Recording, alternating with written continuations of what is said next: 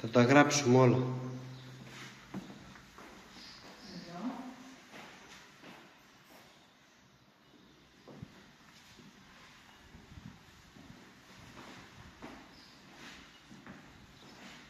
Ωραία περιοχή και εγώ εδώ στα ΤΕΗ είχαμε αγοράσει σπίτι.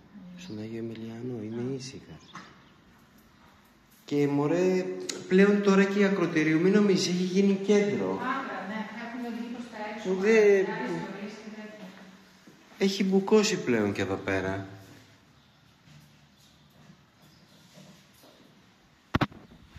Εδώ πλέον δεν είναι, βλέπεις κάθε θέατρα, πλέον δεν είναι. Ναι, πολιτείες ολόκληρες.